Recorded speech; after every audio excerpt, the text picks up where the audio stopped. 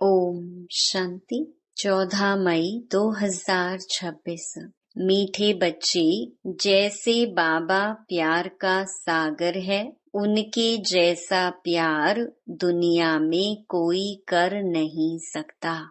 ऐसे तुम बच्चे भी बाप समान बनो। किसी को रंज नाराज मत करो। प्रश्न: किस प्रकार के ख्यालात विचार चलते रहें तो खुशी का पारा चढ़ा रहेगा? उत्तर: अभी हम ज्ञान रत्नों से अपनी झोली भर रहे हैं, फिर यह खानियां आदि सब भरपूर हो जाएंगी। वहाँ सतयुग में हम सोने के महल बनाएंगे। दूसरा, हमारा यह ब्राह्मण कुल उत्तम कुल है। हम सच्ची सच्ची सत्य नारायण की कथा, अमर कथा सुनते और सुनाते हैं। ऐसे ऐसे ख्यालात चलते रहें तो खुशी का पारा चढ़ा रहेगा। ओम शांति।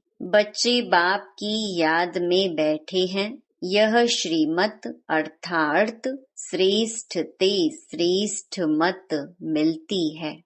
याद की यात्रा बहुत मीठी है। बच्चे नंबरवार पुरुषार्थ अनुसार जानते हैं कि जितना बाप को याद करेंगे उतना बाबा स्वीट लगेगा। सैक्रीन है ना। एक बाप ही प्यार करते हैं, बाकी तो सब मार देते हैं। दुनिया सारी एक दो को ठुकराती है। बाप प्यार करते हैं, उनको सिर्फ तुम बच्चों ने जाना है। बाप कहते हैं, मैं जो हूँ, जैसा हूँ, कितना बड़ा हूँ, बताओ हमारा बाप कितना बड़ा है? तो कहते हैं बिंदी है, और तो कोई जानते नहीं। बच्चे भी घड़ी घड़ी भूल जाते हैं। कहते हैं भक्ति मार्ग में तो बड़े बड़े चित्रों की पूजा करते थे, अब बिंदी को कैसे याद करें? बिंदी बिंदी को ही याद करेगी ना। आत्मा जानती है हम बिंदी हैं। हमारा बाप भी ऐसे है। आत्मा ही प्रेसिडेंट है, आत्मा ही नौकर है। पार्ट आत्मा ही बजाती है। बाप है सबसे स्वीट। सब याद करते हैं, हे पतित पावन, दुख हरता सुख करता आओ। अब तुम बच्चों को यह निश्चय है, हम जिसको बिंदी कहते हैं वह बहुत सूक्ष्म है, परंतु महिमा कितनी भारी है। भल महिमा गाते भी हैं, ज्ञान का सागर शांति का सागर है, परंतु समझते नहीं कि वह कैसे आकर सुख देते हैं। मीठे मीठे चिल्ड्रन हर एक समझ सकते हैं कौन कौन कितना श्रीमत पर चलते हैं। श्रीमत मिलती है सर्विस करने की। बहुत मनुष्य बीमार रोगी हैं, बहुत हैं जो हेल्दी भी हैं। भारतवासी जानते हैं सतयुग में आयु बहुत बड़ी एवरेज 125-150 वर्ष की थी। हर एक अपनी फुल आयु पूरी करते हैं। यह तो बिल्कुल ही छीछी दुनिया है जो बाकी थोड़ा समय ही है। मनुष्य बड़ी बड़ी धर्मशालाएं आदि अभी तक बनाते रहते हैं, जानते नहीं हैं यह बाकी कितना समय होगी। मंदिर आदि बनाते हैं, लाखों रुपया खर्च करते हैं, उनकी आयु बाकी कितना समय होगी? तुम जानते हो यह तो टूटे कि टूटे। तुमको बाबा मकान आदि बनाने के लिए कभी मना नहीं करते हैं। तुम अपने ही घर में एक कमरे में हॉस्पिटल कम यूनिवर्सिटी बनाओ। बिगर कोई खर्चा हेल्थ वेल्थ हैप्पीनेस 21 जन्मों के लिए लेना है। इस नॉलेज से यह भी समझाया है तुमको सुख बहुत मिलता है। जब तमो प्रधान बने तब जास्ती दुख होता है। जितना जितना तमो प्रधान बनते जाएंगे उतना दुनिया में दुख अशांति बढ़ती जाएगी। मनुष्य बहुत दुखी होंगे, फिर जय जयकार हो जाएगी। तुम बच्चों ने जो विनाश दिव्य दृष्टि से देखा है, सो फिर प्रैक्टिकल में देखना है। स्थापना का साक्षात्कार भी बहुतों ने किया है। छोटी बच्चियां बहुत साक्षात्कार करती थी, ज्ञान कुछ भी नहीं था। पुरानी दुनिया का विनाश भी जरूर होना है। तुम बच्चे जानते हो, बाप ही आकर स्वर्ग का वर्षा देते हैं, परंतु बच्चों को फिर पुरुषार्थ करना है ऊंच पद पाने का। तुम बच्चों को बाप बैठ ये सब बातें समझाते हैं, वह थोड़े ही जानते हैं कि बाकी थोड़ा समय है। बाप कहते हैं, मैं हूँ दाता, मैं तुमको देने आया हूँ। मनुष्य कहते हैं, पतित पावन आओ, आकर हमको पावन बनाओ। बाप कहते हैं, पहले तुम कितने समझदार थे, सतो प्रधान थे, अभी तो तमो प्रधान बन पड़े हो। तुम्हारी बुद्धि में भी अब आया है, आगे थोड़े ही समझते थे कि हम विश्व पर राज्य करते थे। तुम विश्व के मालिक थे, फिर जरूर बनेंगे। हिस्ट्री, ज्योग्राफी रिपीट होगी। बाप ने समझाया है, 5000 वर्ष पहले मैं आया था, तुमको स्वर्ग का मालिक बनाया था, फिर तुम 84 जन्मों की सीढ़ी उतरते हो। यह विस्तार कोई भी शास्त्र में नहीं है। शिव बाबा ने कोई शास्त्र आदि पढ़ा है क्या? उनको तो ज्ञान की अथॉरिटी कहा जाता है। वो लोग भी शास्त्र आदि पढ़कर शास्त्रों की अथॉरिटी बनते हैं। वह भी तो गाते हैं, पतित पावन आओ, गंगा स्नान करने जाते हैं। वास्तव में यह भक्ति है ही गृहस्थियों के लिए। बाप बैठ समझाते हैं, उनको भी पता नहीं कि सद्गति दाता कौन है। बाप समझाते हैं, तुम मुझे बुलाते भी हो, हे पतित पावन आओ, मैं तुमको पावन बनाता हूँ, मैं तुमको पढ़ाने के लिए आता हूँ। ऐसे नहीं कि हम पर कृपा करो, मैं तो टीचर हूँ, तुम कृपा आदि क्यों मांगते हो? आशीर्वाद तो अनेक जन्म लेते आए हो, अब आकर माँ बाप की मिल्कियत का मालिक बनो। और आशीर्वाद क्या करेंगे? बच्चा पैदा हुआ और बाप की मिल्कियत का मालिक बना।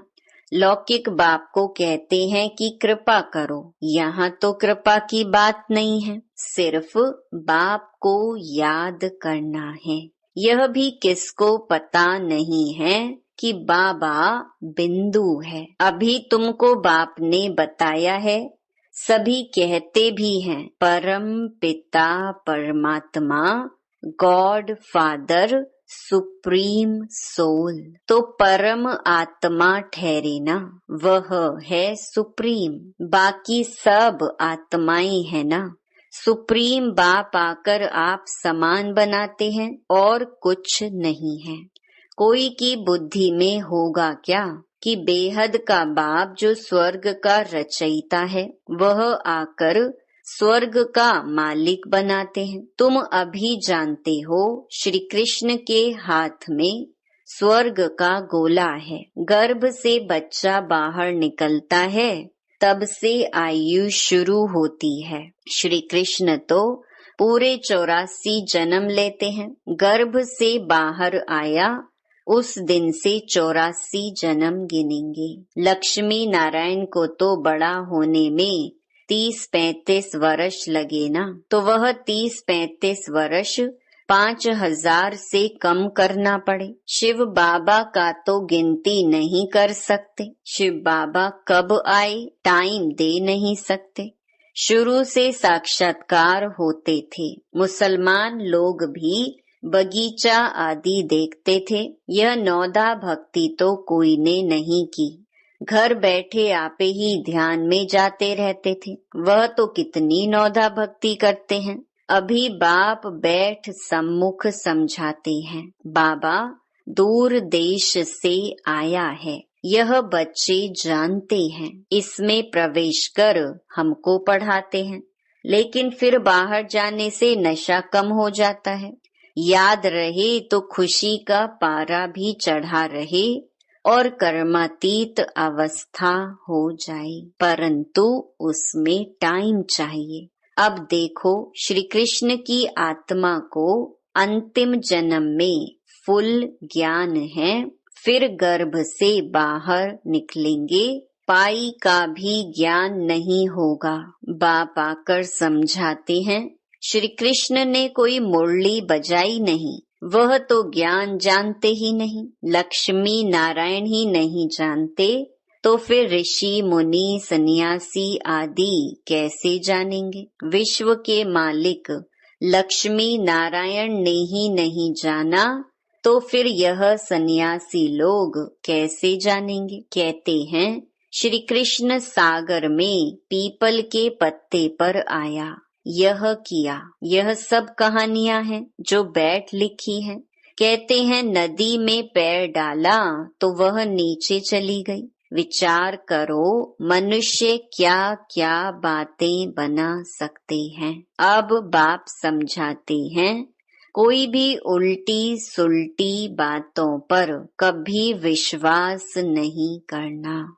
शास्त्र आदि कितने मनुष्य पढ़ते हैं, बाप कहते हैं पढ़ा हुआ सब भूल जाओ, इस देह को भी भूल जाओ। आत्मा ही एक शरीर छोड़ दूसरा लेकर पाठ बजाती है, भिन्न भिन्न नाम रूप देश चोला पहनकर। अब बाप कहते हैं, यह छी वस्त्र हैं, आत्मा और शरीर दोनों पतित हैं। आत्मा को ही श्याम और सुंदर कहा जाता है। आत्मा पवित्र थी तो सुंदर थी, फिर काम चिता पर बैठने से काले बने हैं। अब फिर बाप ज्ञान चिता पर बिठाते हैं। पतित पावन बाप कहते हैं, मुझे याद करो तो यह खाद ही निकल जाएगी। आत्मा में ही खाद पड़ती है। कलयुग अंत में तुम गरीब हो, वहां सतयुग में फिर तुम सोने के महल बनाएंगे। वंडर है, यहाँ हीरों का देखो कितना मान है, वहां तो पत्थरों मिसल होते हैं। अभी तुम बाप से ज्ञान रत्नों की झोली भर रहे हो। लिखा हुआ है, सागर से रत्नों की थालियां भर ले आते हैं। सागर से जितना भी चाहिए उतना लो, खानियां ही भरतू हो जाती हैं। तुमने साक्षात्कार किया है, माया मच्छंदर का भी खेल दिखाते हैं। उसने देखा सोने की ईंटें पड़ी हैं, ले जाता हूँ। नीचे आया तो कुछ था नहीं, वहां तो सोने की ईंटों के महल बनाएंगे। ऐसे ऐसे ख्यालात आने चाहिए तो खुशी का पारा चढ़े। बाप का परिचय देना है। शिव बाबा 5000 वर्ष पहले भी आया था, यह किसको पता नहीं है। तुम जानते हो 5000 वर्ष पहले आकर तुमको राजयोग सिखाया था, कल्प कल्प तुमको ही सिखाएंगे। जो जो आकर ब्राह्मण बनेंगे वह फिर देवता बनेंगे। विराट रूप भी बनाते हैं, उसमें ब्राह्मणों की चोटी गुम कर दी है। ब्राह्मणों का कुल बहुत उत्तम गाया जाता है, वह है जिस्मानी, तुम हो रूहानी। तुम सच्ची सच्ची कथा सुनाते हो, यही सत्य नारायण की कथा अमर कथा है। तुमको अमर कथा सुनाए अमर बना रहे हैं। यह मृत्यु लोक खत्म होना है। शिव बाबा कहते हैं, मैं तुमको लेने आया हूँ। कितनी ढेर आत्माएं होंगी। आत्मा वापस घर में जाती है तो कोई आवाज थोड़ी होता है। मधुमक्खियों का झुंड जाता है तो आवाज कितना होता है। रानी के पिछाड़ी मधुमक्खियां सब भागती हैं, उनकी आपस में कितनी एकता है। भ्रमरी का भी मिसाल यहाँ का है। तुम मनुष्य से देवता बना देते हो, पतितों को तुम ज्ञान की भूं भूं करते हो, तो पावन विश्व का मालिक बन जाते हैं। तुम्हारा है प्रवृत्ति मार्ग, उसमें भी मेजॉरिटी माताओं की है, इसीलिए वंदे मातरम कहा जाता है। ब्रह्मा कुमारी वह जो बाप द्वारा 21 जन्म का वर्षा दिलाती है। बाप सदा सुख का वर्षा देते हैं। जो सर्विस करेंगे, लिखेंगे, पढ़ेंगे, होंगे नवाब। राजा बनना अच्छा व नौकर बनना अच्छा। पिछाड़ी के समय तुमको सब मालूम पड़ जाएगा हम क्या बनेंगे, फिर पछताएंगे। हम श्रीमत पर क्यों नहीं चले। बाप कहते हैं फॉलो करो। ऐसे भी नहीं कोई एक कमरा दे देते हैं सेंटर के लिए, खुद मीट आदि खाते रहते हैं। वह पुण्य आत्मा, वह पाप आत्मा, फिर आश्रम नहीं रहेगा। घर में स्वर्ग बनाते हैं तो खुद भी स्वर्ग में होने चाहिए ना। सिर्फ आशीर्वाद पर नहीं ठहरना है, बाप को याद करना है, पवित्र बनाकर ही साथ ले जाएंगे। तुमको तो बहुत खुशी होनी चाहिए, कितनी भारी लॉटरी मिलती है। बाप को जितना याद करेंगे उतना विकर्म विनाश होंगे। बाप जितना प्यार दुनिया में कोई कर नहीं सकता। उनको कहा ही जाता है प्यार का सागर। तुम भी ऐसे बनो। अगर किसको दुख दिया, रंज, नाराज किया तो रंज होकर मरेंगे। यह कोई बाबा श्राप नहीं देते हैं, समझाते हैं। सुख दो तो सुखी होंगे।